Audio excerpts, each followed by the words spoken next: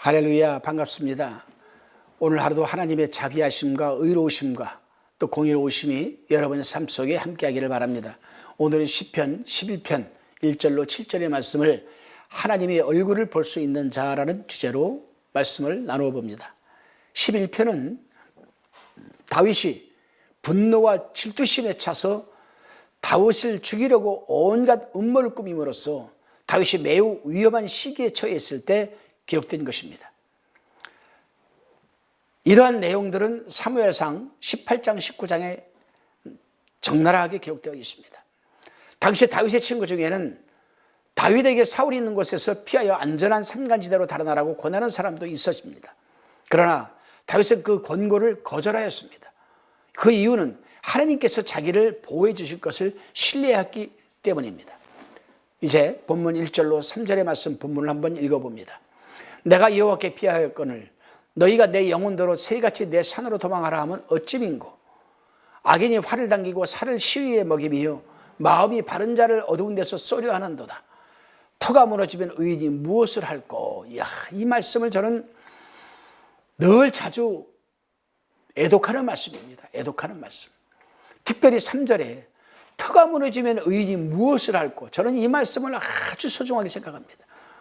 힘들고 어려울 때마다 저는 시편 119편 117절 말씀과 이 바로 말씀을 저는 굉장히 묵상을 많이 하고 힘을 얻습니다. 터가 무너지면 의인이 무엇을 할꼬. 여러분, 우리는 다 진리의 기둥과 터가 아니겠습니까? 진리의 기둥과 터. 우리가 움직이는 곳, 머무는 곳은 하나님의 성전이 세워지는 겁니다, 여러분. 우리 마음에 하나님의 성전이 세워졌습니다. 우리 이 혀로 인해 새치혀로 선포하는 것이 하나님의 이름으로, 예수님의 이름으로 선포하게 되면 권세 있게 여러분 그 말씀이 살아 운동력 있게 자유의 날선 어떤 것보다도 예리하여서 우리의 혼과 영과 관절을 찔러 쪼개기까지 하는, 또 마음과 생각을 감찰하기까지 하는 그 권세를 가지고 있습니다. 그 터전에 우리가 서 있는 거 아니겠습니까? 그 터 위에. 그런데 이 터가 무너지면 의인이, 하나님을 믿는 사람들이 할 게 뭐 있겠습니까? 아무것도 없습니다. 그래서 지금 다윗은 터가 무너지면 의인이 무엇을 할꼬. 다윗은 하나님께 피해 있는데 사람들은 새같이 산으로 도망가라라고 얘기를 한다 이 말입니다. 그러면 다윗이 하나님의 말을 들을까요? 사람의 말을 들을까요? 사람의 말을 안 듣는다는 겁니다. 하나님이 나와 함께하기 때문에, 나는 하나님의 그늘 아래 있기 때문에. 이것은 터가 무너지지 않았던 다윗의 신앙입니다. 그래서 3절에서 터가 무너지면 의인이 무엇을 할 거라고 지금 그들에게 책망을 하고 있는 겁니다. 다윗의 친구들은 다윗을 걱정하여서 피난처를 찾아서 산으로 도망가라고 권하는 거 아니겠습니까? 다윗은 거절하였지만 나중에 다윗이 지금보다 더 위험한 처지에 이르렀을 때에는 산으로 도망을 하긴 했습니다.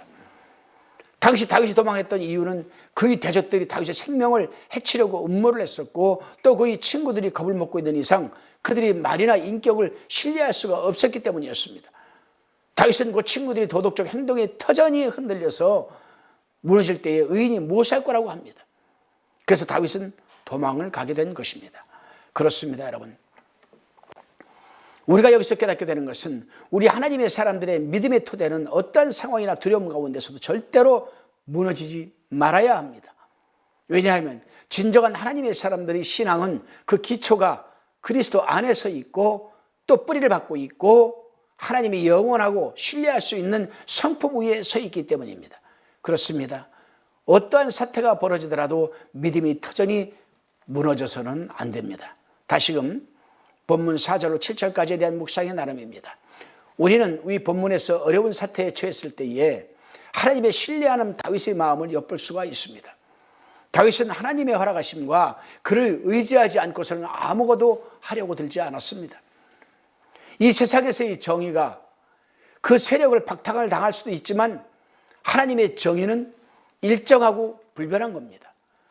요즘 우리 사회는 국가적으로나 개인적으로 장래에 대하여 아무런 보장도 할 수가 없고 아주 혼란한 상태가 있습니다.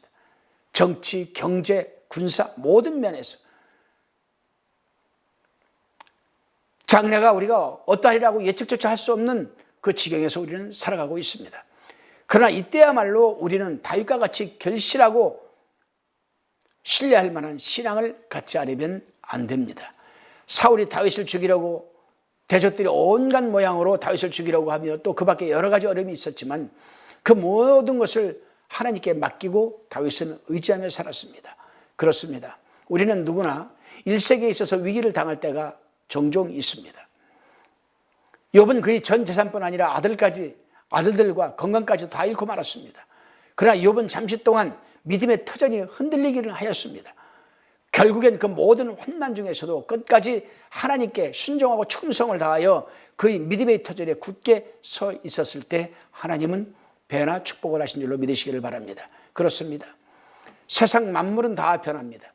그러나 우리가 믿는 하나님은 언제나 동일하신 분입니다. 어제나 오늘이나 영원토록 동일하신 분. 히브리서 13장 8절에 기록되어 있습니다. 하나님의 사람들이 욥처럼 다윗처럼 흔들리지 않는 믿음의 터전 위에 서 있을 때 비로소 나의 의뢰한 자를 내가 알고 라고 디모데후서 1장 12절의 신앙 고백을 우리가 할 수 있는 겁니다. 어떤 상황에서 두려워할 것이 없는 하루가 되시기를 주님의 이름으로 축원드립니다. 기도하시겠습니다. 주님, 우리가 살아가면서 주위 사람들에게 항상 저희 신앙적인 말이나 인격을 인정받게 해주시고 우리 도덕적인 행동이 터전이 흔들려 주위로부터 불신을 받지 않게 도와주시며 어떠한 고통과 상황 속에서도 우리의 믿음의 터전이 흔들리지 않게 붙들어 주옵소서. 예수님의 이름으로 기도드리옵나이다. 아멘.